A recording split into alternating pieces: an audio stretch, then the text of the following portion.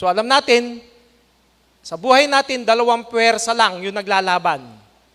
Mabuti at masama.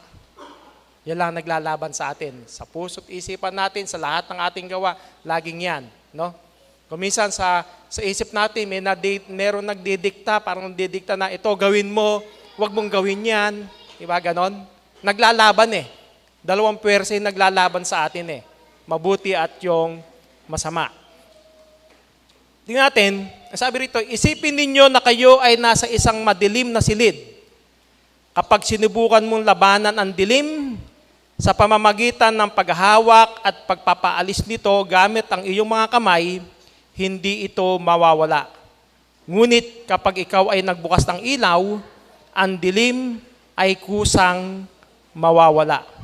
Ganito rin sa ating buhay, ang kasamaan ay parang dilim. Hindi natin ito mapapawi sa pamamagitan ng isa pang kasamaan. Kailangan natin ng ilaw, at ang ilaw na yon ay ang kabutihan na nagmumula sa Diyos. Diba? Hindi pwedeng madilim nga, tapos paano paalisin yung dilim? No? Kailangan magsindili ka ng ilaw. Pag sinindihan mo yung ilaw, nandun na yung liwanag. Para mawala yung kadiliman, kailangan natin ng liwanag. Ang sabi nga sa banal na kasulatan, di ba? Sino yung ilaw natin? Ang Diyos at ang Panginoong Jesucristo. Tayo rin daw ilaw. No? So, kinakailangan, hindi daw tayo makita doon sa kadiliman, kundi sa kaliwanagan. Kaya, sa banal na kasulatan, ano nga ba yung mga paraan kung paano daigin ng mabuti ang masama? Ayan, sabi, Roma 12:17, huwag ninyong gantihin ng masama ang masama, sikapin ninyong mamuhay ng marangal sa lahat ng panahon. So, kailangan talaga, huwag daw gumanti ng kasamaan sa kasamaan. Kasi lalong lalaki yan, di ba, sa natural na pangyayari. Kapag yung isang masama, ginantihan mo ng masama, imbis na huminto, no? Lalaki yan. Patuloy at patuloy yan. Kapag yung ginagawang masama sa iyo, babalikan mo rin ng masama.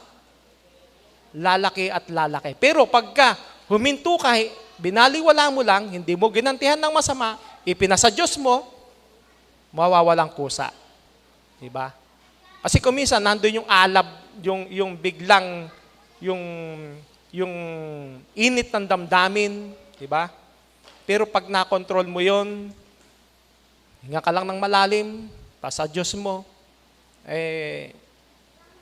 hindi ka makagagawa, hindi ka maaakay ng sarili mo na gumawa ng masama.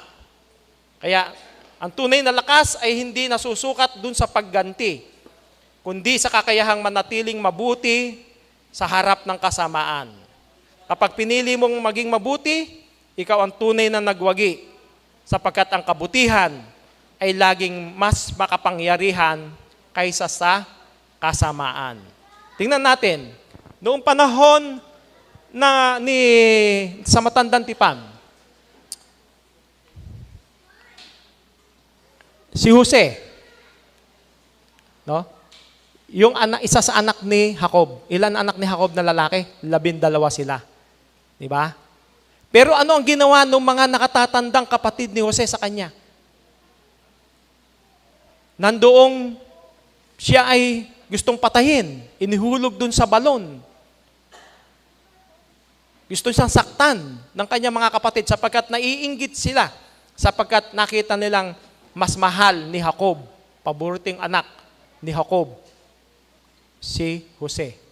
Kaya gusto nilang patayin itong kanilang kapatid. Hanggang sa meron nagpayo, huwag natin patayin. No? Huwag natin dungisan yung ating dugo. Sapagkat kapatid pa rin nila yun eh. Ano ang ginawa? Ipinagbili. Hanggang sa makarating sa Egypt. Pero, nagtanim ba ng galit si Jose? Gumanti ba siya? Yung bang kasamaang ginawa sa kanya ng kanyang mga kapatid, ginantihan din niya ng kasamaan? Hindi.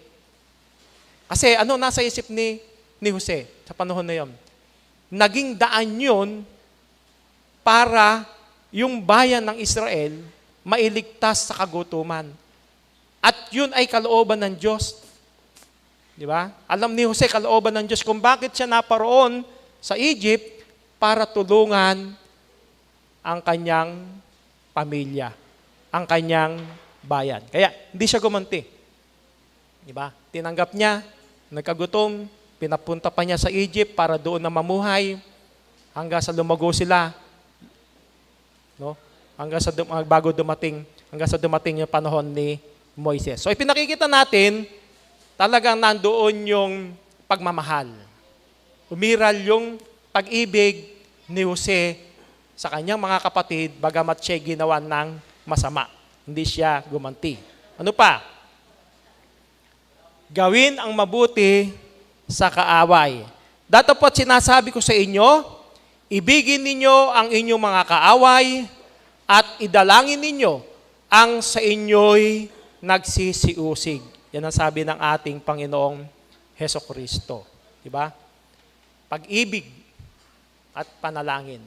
Kapag dumarating sa punto na nandoon yung di pagkakaunawaan, huwag mong patulan. No? Gawin natin, wika, yung mabuti sa kaaway. Tingnan natin din. Ito rin isang halimbawa rin sa matandang tipan. Si David at si Saul. No? Si Saul, pinagbabantaan yung buhay ni David. Si Saul ang hari, si Haring Saul. No? Pinagbabantaan niya yung buhay ni David. Hinahunting niya si David. Hinahanap niya para patayin. Bakit? Kasi nandun din yung inggit sa kanya at nakita niya na sumasa kay David ang Diyos. Kasi tuwing mayroong mga labanan, ano ang hiyaw ng mga tao?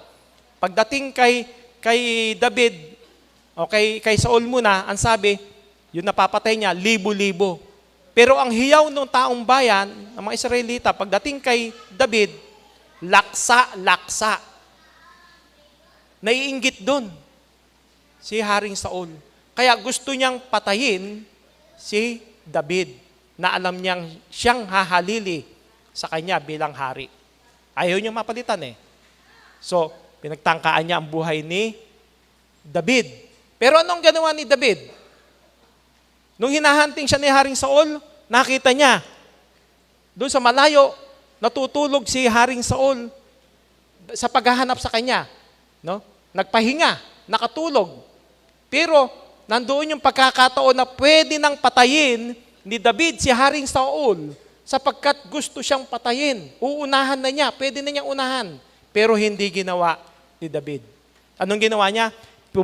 Pinutol niya yung laylayan noong damit, no, balabal ni Haring Saul at lumayo. At nung malayo na siya, tinawag niya si Haring Saul. Haring Saul, ang katotohanan, kayang-kaya na kitang patayin sa mga oras na yon. Ang katunayan niya, narito ang bahagi ng iyong balabal. Kinuha ko. Ibig sabihin, talagang malapitan na napuntahan niya si Haring Saul. At nandoon yung pagkakataon, pwede na niyang patayin yung kanyang kaaway, no, nang nagbabanta sa kanyang buhay. Pero hindi niya ginawa. Sapagkat natatakot si David, alam niyang kahit na si Saul, nung bandang huli ay hindi naging karapat-dapat sa Diyos, pinahiran pa rin ito ng langis ng Diyos. Pinili pa rin ng Diyos noon para maging hari. Kaya ayaw niyang gawan ng masama. Ayaw niyang sa kamay niya mauwi yung buhay ni Haring Saul. So ganun yung ginawa. Nasabi nga doon sa ating binasa, gawin yung mabuti doon sa kaaway. Ganun ang ginawa ni Haring Saul. Ano pa? Magpakumbaba at magpatawad. At magmagandang loob kayo sa isa't isa, mga mahabagin na mangagpatawaran kayo sa isa't isa, gaya ng pagpapatawad sa inyo ng Diyos kay Kristo. Sabi ni Apostol Pablo sa Efeso 4:32. So, ang sabi, magpakumbaba at magpatawad. Sa bagong tipan, isa pa rin, nakita nyo si Esteban, no? Dahil sa pangangaral ng salita ng Diyos ni Esteban, nagalit ang tao, mga tao. Ayaw nung aral na ipinahayag ni Esteban. Pinagbabato siya. Pero gumanti ba si Esteban? Hindi. Ano ang kanyang ginawa? Ipinanalangin pa niya eh. Ang sabi ni Esteban, Panginoon, huwag mong iparatang sa kanila ang kasalanang ito. Hindi siya gumanti ng masama. Diba? Ipinanalangin pa niya sa Diyos. Yung mga umusig sa kanya na yon. Ngayon nga nangyari, pinagbabato siya hanggang siya ay mamatay. So, ang pagkapatawad ay hindi nangangahulugan nung pagkonsinti doon sa mali, kundi pinapalaya mo yung sarili mo doon sa bigat ng galit at sama ng loob. Ano pa yung mga paraan? Ipagkatiwala sa Diyos ang hustisya. Sa Roma 12:19, huwag kayong mga higantihan, mga iniibig, kundi bigyan ninyong daan ang galit ng Diyos, sapagkat nasusulat, akin ang paghihiganti, ako ang gaganti, sabi ng Panginoon. Huwag mong ilagay sa kamay mo yung batas. Di ba? Ang Diyos ang bahalang gumanti. Kung ginawan ka ng masama, natural lang kasi pagka ang tao nasaktan, ang natural na reaction niyan, yung gumanti yung nasa isip niyan di ba?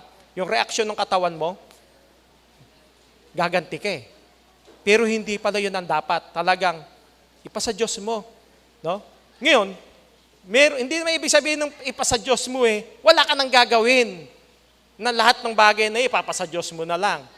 Binaril ka na, tinamaan ka na, wala ka pang gagawin. Hindi naman ibig sabihin nun, ipapasa Diyos mo pa rin na ang ibig lang sabihin na hindi pagganti, yung gagawin mo rin siya ng masama na babarilin mo rin. O sinuntok ka, susuntukin mo rin. Hindi Ang tao, meron tayong batas.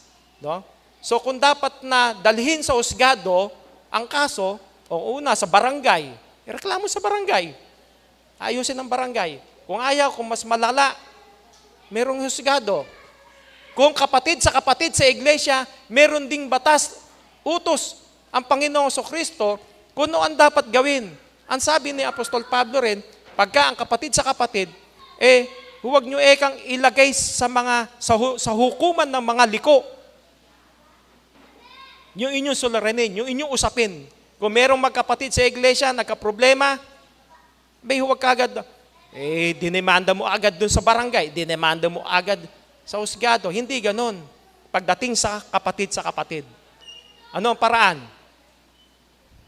Kausapin mo raw yung iyong kapatid. Puntahan mo.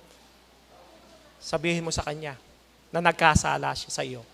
Pagka tinanggap niya, nagwagi ka. Pag hindi pa rin tinanggap, magsama ka ron ng 2 o 3, kausapin mo ulit. Pag tinanggap, nagwagi ka. Pero kung hindi pa rin, nagmamatigas pa rin siya, pumunta ka sa iglesia.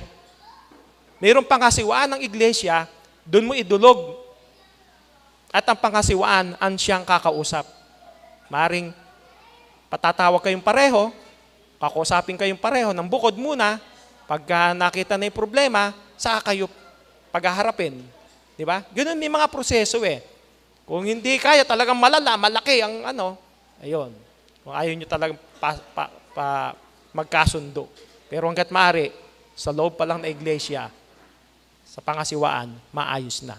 Ang sinasabi naman natin na sa husgado, yung hindi mo kapatid sa iglesia, na ginawang ka ng masama, andyan ang husgado, andyan ang batas ng tao para siyang umaksyon sa iyong idudulog na problema. Para rin, lubusang, hindi ka maagawa ng bagay na masuklian ng masama, yung mabuti, no? Hindi tayo makagawa ng kasamaan. Ano pa ang dapat nating isipin? Tularan ang halimbawa ni Kristo. Diba? Sabi rin kanina, sa Bible study, lagi nandun yung sa ating puso't isipan, magkaroon tayo ng pag-iisip na ito'y na kay Kristo Jesus din naman. Anong pag-iisip ni Kristo? Yung matupad yung utos ng kanyang ama. maging masunurin hanggang kamatayan. Gayon din tayo, maging masunurin. Ano ang sabi sa 1 Pedro 2:23? Na nang siya alipustain, ay hindi gumanti ng pag-aalipusta. Nang siya'y magbata, ay hindi nagbala, kundi ipinagkatiwala ang kanyang sarili doon sa mahatol ng matuwid. Diba? Naging magandang example ang ating Panginoong Kristo. Gaano kahirap yung kanyang dinanas?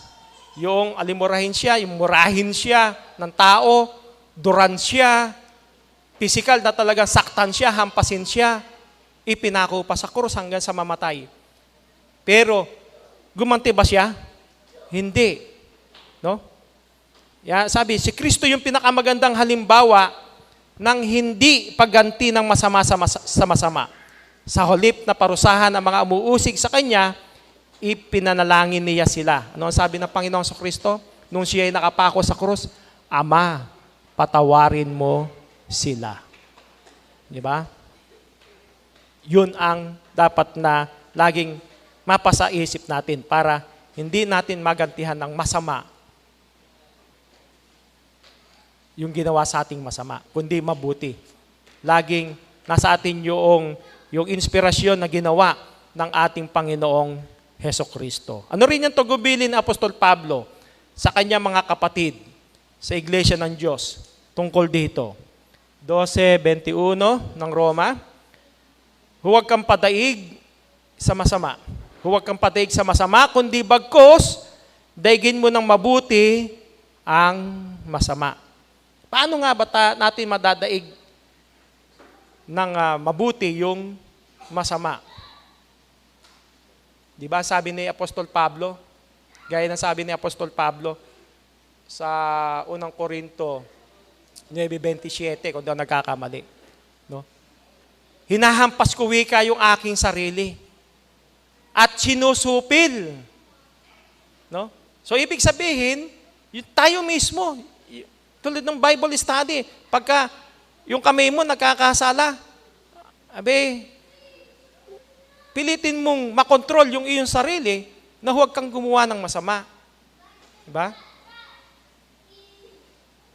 Kung ikay nagkakasala dahil ang bungay sa iyong mata, pigilin mo yung mata mo. Yung mga masasamang pita ng laman, masamang pita ng mata, yun ang pipigilin natin sa ating sarili. Kaya sabi ni Pablo, sinusupil ko yung aking sarili at hinahampas. Baka sakali wikang sa anumang paraan ay masumpungan din siya sa ganung pagkakasala. Kaya pinipigil niya yung kanyang sarili. Tayo rin. Tayo mismo ang siyang pipigil sa tulong ng Diyos at ng Panginoong Kristo sa pamamagitan ng ating panalangin, tutulungan tayo para makaya nating pigilin yung ating sarili na gumawa ng masama. At kung anong pwersa yun dapat nating gamitin upang ang mabuti ang siyang maipandaig sa masama. Ano nga ba yung gagamitin natin para madaig natin yung masama ng mabuti? Yung mabuti ng Diyos ang ating magawa. Ano ang dapat nating gamitin? Ang puwersa wika ng pag-ibig. Sa Roma 13:10, ang pag-ibig ay hindi gumagawa ng masama sa kanyang kapwa. Ang pag-ibig nga ay siyang katuparan ng kautusan. Diba? Sa pamamagitan ng pag-ibig. Kasi kung wala yung pag-ibig, hindi ka makagagawa ng mabuti sa iyong kapwa. Kung puot, yung pag-ibig mapapalitan ng puot, galit, wala na. Kasamaan ang siyang magagawa. Kaya, yung pagganti ng masama sa masama, na talamak ng umiiral sa sanlibutan, ay siyang magiging sanhi ng kaguluhan at digmaan. Bakit ba nagkakaroon ng mga digmaan? Ang sabi nga ng Panginoong Kristo, darating wika yung panahon na ang pag-ibig ng marami ay lalamig. Nangyayari yan. Bakit may mga digmaan? Lumalamig yung pag-ibig napapalitan ng puot, ng galit, ng kasamaan. Nawawala yung pag-ibig. Kaya pagka yung pag-ibig lumamig, ayan na nga, Isang pindot lang. Oh. Sa alimbayan na ang mga nasa himpapawid, no?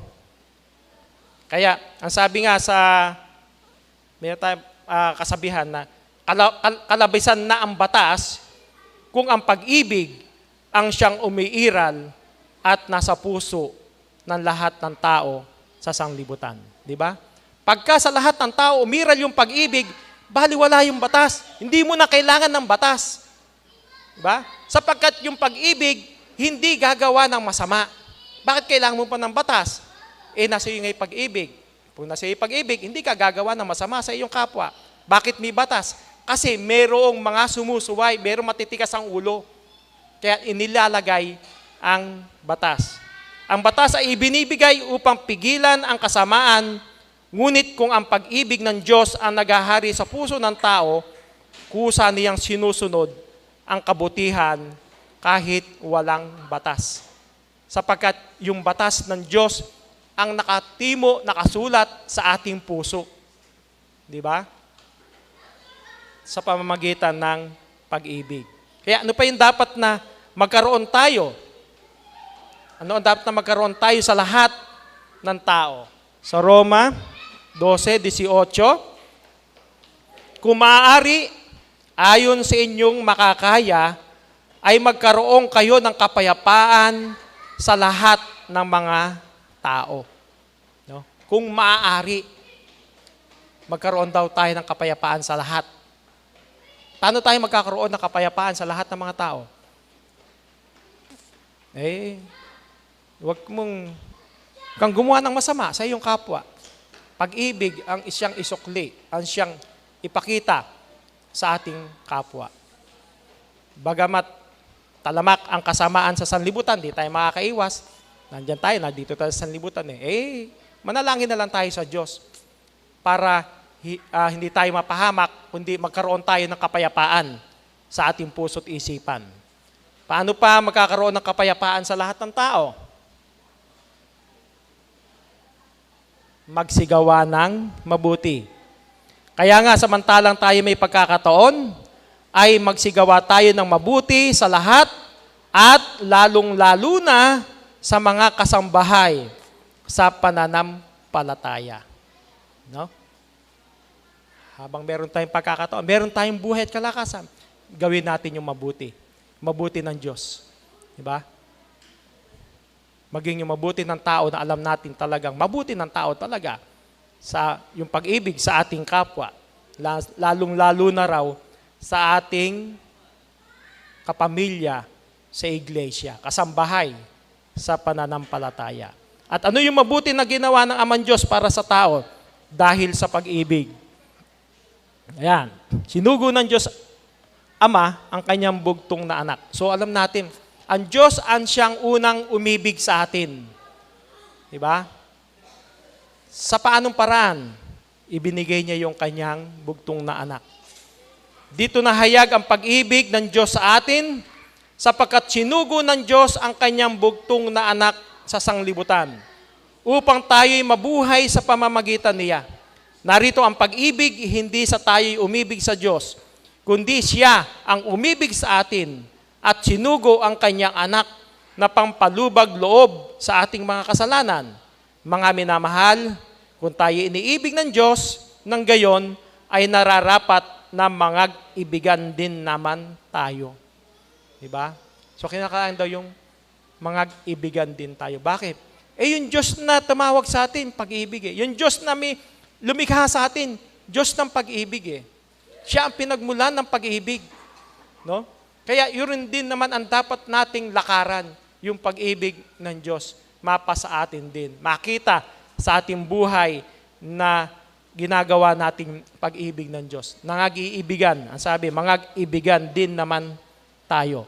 Kung paano tayo inibig ng Diyos, gayon din naman tayo sa isa't isa. Mangag-ibigan din ang bawat isa sa atin. At sa anong antas nararapat ariin ng isang Kristiyano ang pag-ibig? Ang pag-ibig ang pinakadakila. Sa 13:13 ng unang Korinto, datapat ngayon nananatili ang tatlong ito. Ang pananampalataya, ang pag-asa, at ang pag-ibig. Ngunit, ang pinakadakila sa mga ito ay ang pag-ibig. Diba? Pinakadakila ro yung pag-ibig. Nanatili yung tatlo na yon, no? Pananampalataya, pag-asa, at pag-ibig. May pananampalataya ka man. Ang sabi nga sa banal na kasulatan, mailipat mo man yung bundok. No? May pananampalataya. Gaano kalaki yung pananampalataya nung yung bundok ay mapailipat mo sa ibang lugar? Gaano kalaki yung iyong pananampalataya nun? Pero noon sabi, kung wala kang pag-ibig, ay walang kabuluhan. Diba? Kaya, ang sabi nga, pinakadakila ang pag-ibig. Anong paliwanag ni Apostol Pablo? Tungkol doon sa kadakilaan ng pag-ibig. Unang Korinto 13:1-2. Kung ako'y magsalita ng mga wika, ng mga tao at ng mga anghel, datapwat wala akong pag-ibig, ay ako'y naging tanso na tumutunog o batingaw na umaalingaw-ngaw. At kung magkaroon ako ng kaloob na panghuhula at maalaman ko ang lahat ng mga hiwaga at ang lahat ng mga kaalaman, at kung magkaroon ako ng buong pananampalataya, ano pat mapalipat ko ang mga bundok, datapwat wala akong pag-ibig, ay wala akong kabuluhan. Diba? Wala daw kabuluhan. Tumutulong ka nga, gumagawa ka ng mabuti sa iyong kapwa, nagbibigay ka, masukal naman yung loob mo. Kaya ka lang nagbigay, para sumikat, meron pa bago ibigay, may video muna, may picture muna, no?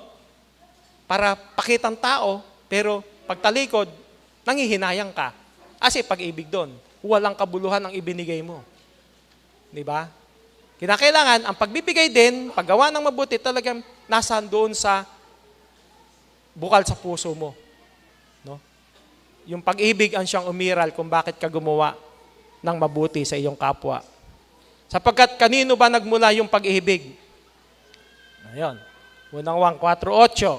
Sapagkat ang Diyos ay pag-ibig. Ang Diyos, ang hindi umiibig ay hindi nakakakilala sa Diyos sapagkat ang Diyos ay pag-ibig. Diba? Pagka pala hindi ka umiibig sa iyong kapwa, hindi mo nakilala yung Diyos. Hindi mo tunay na nakikilala ang Diyos pagka wala sa iyo ang pag-ibig. Sapagkat ang pag-ibig mismo ay ang Diyos. Kaya, sa mensaheng ito, sa ating buhay, hindi maiiwasan na makaranas tayo ng kasamaan mula sa ibang tao, pananakit, paninirang puri o pang-aapi. Ang natural na tugon ng tao ay gumanti. Ngunit ang aral ng Biblia ay kakaiba. Sinasabi sa Roma 12:21, huwag kang padaig sa masama, kundi daigin mo ng mabuti ang masama. Ang kabutihan na pinakamabisang sandata laban sa kasamaan. Kapag tayo ay nagpatawad sa halip na gumanti, nagpakumbaba sa halip na nagmataas, at nagmahal kahit sa ating mga kaaway, ipinapakita natin ang pag-ibig at liwanag ng Diyos at ng ating Panginoong Kristo. Ang kasamaan ay lalong lumalala kapag sinuklian ng masama, ngunit ito ay napapawi kapag sinagot ng kabutihan. Kaya't piliin nating maging daluyan ng kabutihan upang ang Diyos ang siyang maghari sa ating buhay at sa ating paligid. So, yun ang dapat na makita sa bawat isa sa atin. No? Hindi pagganti ng masama. Di ba? Ang sabi pa nga, nagkakamali si Apostol Pablo, pagka yung kaaway mo, hindi mo ginantihan ng masama, kundi ginantihan mo ng mabuti, ano ang sabi niya? Para ikang pinuputungan mo siya ng apoy sa ulo. Anong ibig sabihin ni Apostol Pablo? Yung nandoon yung, may kaaway mo na, hindi mo siya ginantihan ng masama, kundi ginawan mo pa ng mabuti, mapapahiya sa sarili niya yun eh. Di ba? Mapapahiya sa sarili niya yun. Doon siya makapaglilinay-linay na nilay na masama pala ginawa mo, hindi ginawa niya sa iyo. Maaring mapagbago mo pa ang kanyang isipan. Kaya yun ang turot aral ng banal na kasulatan, naghuwag nating gantihan ng masama yung masama, kundi mabuti ang siyang iganti natin. Naway ang aral na ito ay patuloy nating mapanghawakan at makita sa ating buhay sa araw-araw. Isang magandang umaga po sa ating lahat. Maraming salamat, Elder Ferdinand A. Lorido, para sa magandang mensahe. At sa ating po pagtatapos, tayo po awit ng awit panalangin numero 81. At pauna po tayo sa panalangin ng ating mahal na kapatid, Sister Blessy Lorido. Tumayo